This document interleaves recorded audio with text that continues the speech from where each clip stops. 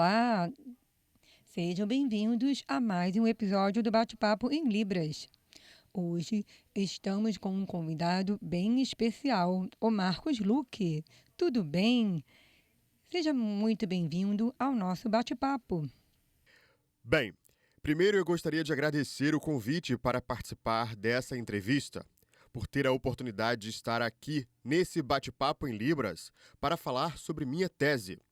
É algo muito prazeroso, pois me preocupo muito com a formação de qualidade de tradutores e intérpretes de Libras para oferecerem à comunidade surda um trabalho de excelência. Muito feliz em estar aqui. Maravilha! E a sua tese de doutorado realiza um diagnóstico da institucionalização dos cursos de formação superior de tradutores e intérpretes entre 2005 e 2015, certo? E por que a escolha desse período? A escolha de um período é uma questão metodológica, de um recorte presente em qualquer pesquisa científica. A resposta desse recorte que eu faço é muito simples. Trata-se de um decênio, 2005 a 2015, conforme você mesmo já explicou.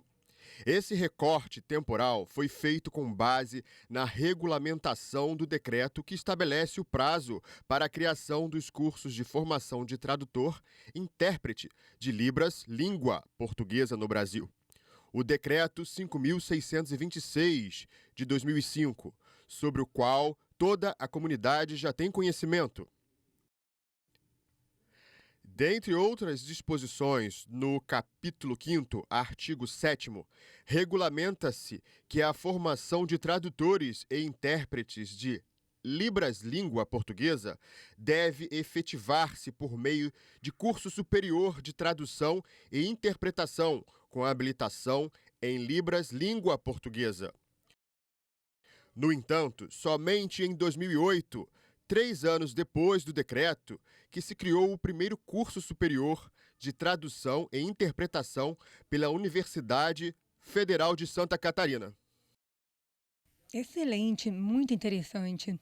E na sua pesquisa de doutorado, o senhor cita as 5 subcompetências que compõem a grande competência tradutória. Quais seriam essas subcompetências? O senhor pode nos explicar? Então, essas 5 competências dizem respeito ao modelo teórico europeu que eu escolhi para analisar na minha tese. Sendo mais preciso, esse modelo foi desenvolvido pelo grupo de pesquisa da professora Hurtado Albi, da Universidade Autônoma de Barcelona, UAB, Barcelona. O grupo trabalha especificamente com a tradução. E quando eu digo isso, reforço que estou me referindo ao processo que envolve transladar texto de uma língua X para texto de uma língua Y.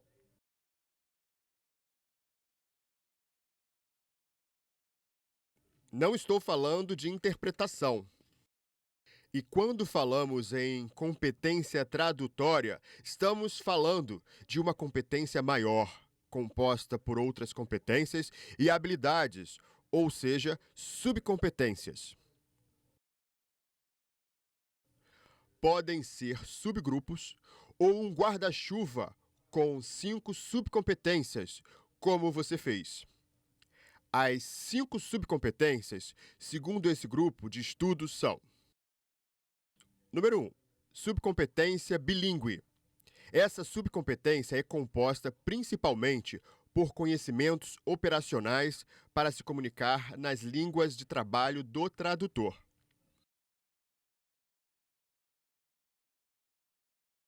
2. Subcompetência extralinguística. É o conhecimento, em sua maioria, declarativo sobre o mundo em geral e as áreas específicas. Importante ressaltar que inclui conhecimento bicultural, culturas da língua fonte e da língua alvo, e conhecimento enciclopédico sobre o mundo em geral. 3. Subcompetência de conhecimentos sobre tradução, ou seja, conhecimento teórico sobre a tradução e os aspectos da profissão. Essa é mais teórica. 4. Subcompetência instrumental. É o conhecimento, em sua maioria, procedimental, quanto ao uso de tecnologias da informação e informática no âmbito da digitalização com ferramentas como o Word, por exemplo, assim como o uso de fontes de documentação aplicadas à tradução, como dicionários, glossários, enciclopédias, dentre outros. Essa seria a forma de pesquisar. 5. Subcompetência estratégica. A subcompetência estratégica, ela baseia-se essencialmente em conhecimentos procedimentais. Essa última ocupa um papel central por controlar todo o processo do trabalho de tradução. Muito importante termos a explicação de como são essas subcompetências. Mas temos uma curiosidade: competência e habilidade no contexto da tradução e interpretação cultural. O senhor poderia nos explicar como acontece esse processo em que se conhece a cultura da língua-alvo diferente da língua-fonte? A verdade é que se espera sempre que o tradutor e intérprete conheça a sua própria cultura. E, normalmente, ele domina as convenções sociais básicas, sim. Mas quando se trata de conhecimento especializado, como traduzir nas áreas médica, jurídica, educacional, dentre tantas outras, o tradutor e intérprete precisa estudar sobre essas áreas específicas. Quanto à sua pergunta, ela é bem complexa. O processo de tradução cultural é, na verdade, um problema na nossa área. Um problema, na minha opinião, de ouvintes em formação que almejam ser tradutores e intérpretes, mas só se preocupam em saber, basicamente, os sinais. E é um problema no ensino de Libras, em que tudo baseia-se em uma lista de sinais. É um modelo tradicional que já está se perdendo. Os estudos na área de interlíngua mostram que quando um falante passa da fase de produção de apenas palavras isoladas, no nosso caso, os sinais, e passa a produzir sentenças naturais, assim como os nativos dessa língua, é porque ele já está imerso na cultura. Quando isso não acontece, o tradutor e intérprete faz apenas o chamado português sinalizado, colocando sinais em estruturas ou frases do português. É preciso estar imerso na cultura, e isso se dá através da convivência com a comunidade surda. Dessa forma, o ouvinte vai saber como se diz em Libras determinadas sentenças, sempre trabalhando em parceria com os surdos nas estratégias de tradução para Libras. Esse convívio é primordial. Sim, verdade, primordial nos processos de tradução cultural. Afinal, estamos falando de competências e habilidades adquiridas através do convívio com a cultura. Em sua análise pelo doutoramento, o senhor explana sobre a necessidade de repensar o percentual dado a cada subcompetência tradutória nas ementas dos cursos de formação de tradutores e intérpretes de Libras. Mas como seria isso? Primeiro, gostaria de lembrar que eu analisei os currículos de criação dos cursos. Isso significa que muitos deles foram ou podem ter sido alterados depois disso. Então, essas subcompetências podem não ser mais o reflexo atual. Mas, por exemplo, somando todos os 8 cursos pelo Brasil que analisei na época do período de 2005 a 2015, a partir das ementas, 1% era dedicado à aquisição da subcompetência instrumental, enquanto 11% eram dedicados à aquisição da subcompetência extralinguística, 14% à aquisição da subcompetência de conhecimentos sobre tradução e 23% à aquisição da subcompetência estratégica. enquanto 45% eram direcionados à aquisição da subcompetência bilíngue. Lembra que o conhecimento cultural está inserido na subcompetência extralinguística? Essa mesma com 11% de conteúdo dedicado à sua aquisição?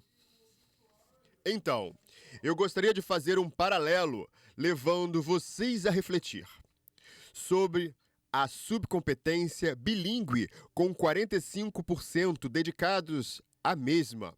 Ensina-se muito mais sobre a Libras do que sobre os artefatos culturais das comunidades surdas, que representam apenas 11% das ementas.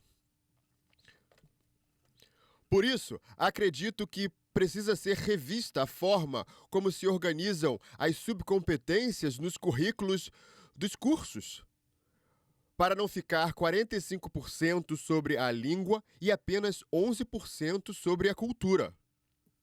Mas como seria feita essa revisão nos currículos?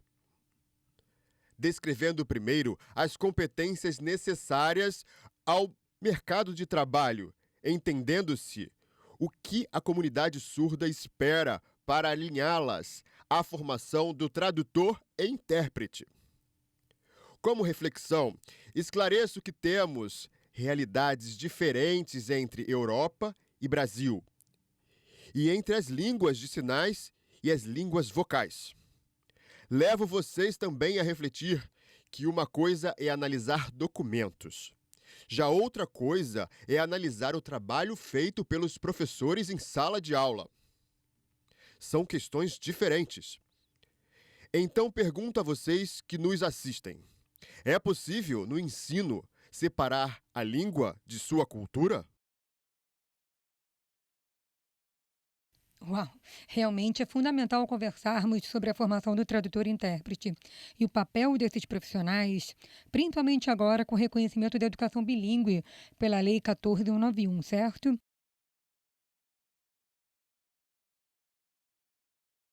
E para quem quiser ter acesso à sua tese de doutorado, como deve fazer? Usando o site de pesquisa que vocês estão acostumados, busquem na internet pela Biblioteca Universitária da Universidade Federal de Santa Catarina. Lá tem um campo para pesquisa. Basta escrever Tese Marcos Luque.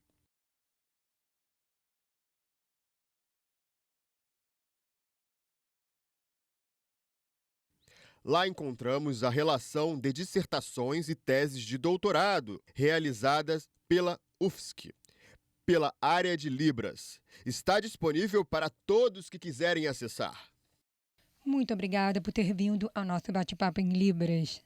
Eu que agradeço imensamente em estar aqui com vocês. Uau! São muitas questões extremamente relevantes no âmbito das ementas dos cursos de nível superior de formação de tradutores e intérpretes, não é mesmo? Nos encontramos no próximo bate-papo em Libras. Tchau, tchau! Tchau!